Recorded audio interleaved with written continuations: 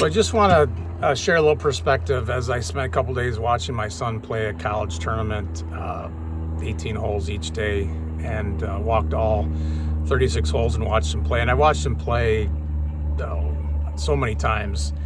And this is a perspective from a dad, golf instructor, PGA professional, and how that kind of goes together, and what I've learned over the years with coaching a son and being a coach for his entire life. So tough to watch a day where it didn't go too well. The putting wasn't good. The score turned out to be, everything seemed to kind of go against him, and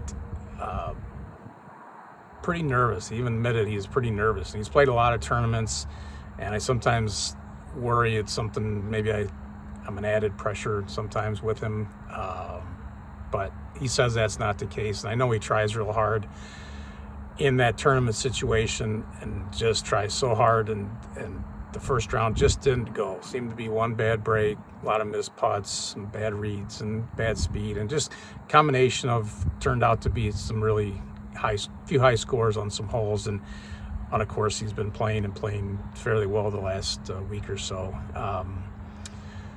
One of the things I just found out over the years is coaching both my son and hundreds and hundreds of other junior golfers. Not that I get to watch all of them play, but getting to watch my son play the most.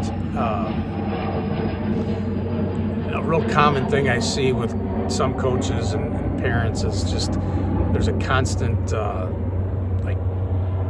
mechanical try this, you need to fix this, you need to fix that, do this and do that. And I say very little to my son in terms of technique and mechanics. I know that's in there.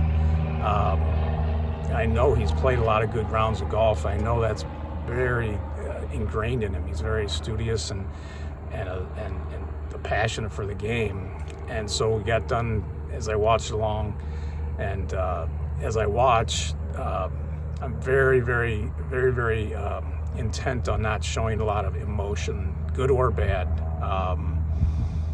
because I know that he reacts to, most kids do react to how their parents react, and that's a real tough thing in a lot of situations. As much as disappointed as I am sometimes, and I would make a different club choice, or I would play it this way, or I would do that. It's not my game, and I'm there just to observe and be supportive. So I say very little, and I show very little emotion as he goes along. He's looking, especially when they struggle, they don't need more reaction from parents and coaches. It's a hard enough game as it is. I played for a living and played in PGA Tour event. I've had all those experiences, and overcoming those downturns is really hard in the game. And just as a parent watching, let alone a coach, I know from a player's perspective at every level how hard it is to be out there by yourself and doing your best, and sometimes it just doesn't happen. And then a nice little chat about tension and stress and everything at the end of that round, and just let him be a kid and learn.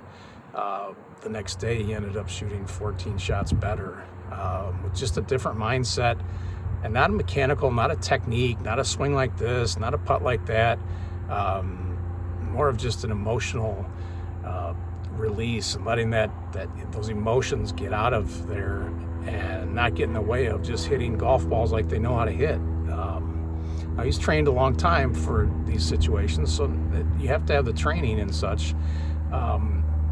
But I think what I've learned as a dad and a coach is just how to remove myself sometimes, and I definitely know I've never coached him to give him more information in a stressful, strenuous situation, around or warm up or whatever it is. It just makes it harder and harder and harder on kids. They don't need more input. They need less stress. They need less emotion. And they need to just know that it's okay. It's okay to fail. It's okay to not have it go your way. But to watch him come back and have a 7-hole stretch of 5 under par and make birdies and shoot 14 shots better from an 85 to a 71 1 under par it's exhilarating. Even though I would have played some shots different, I would have done a few things different. He managed and kept his emotions in a place that he's never been that far under par, and stumbled coming in a little bit, but he's got to be there. He's got to do that on his own. I cannot hit the shots for him. I cannot call the shots, and they have to hit the shots just like I did as a player. So my advice really is let them do their thing. Let them succeed or fail, and then go back, evaluate what happened after the tournament, after the round is over. They need to be. He is the most autonomous golfer from his father and golf coach, me, as any kid that I've ever seen.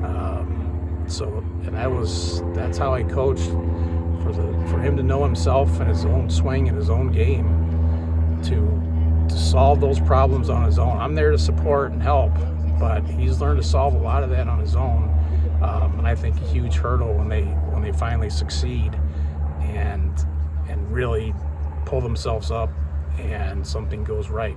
It's not forever, but the good stuff is really good. So just be supportive.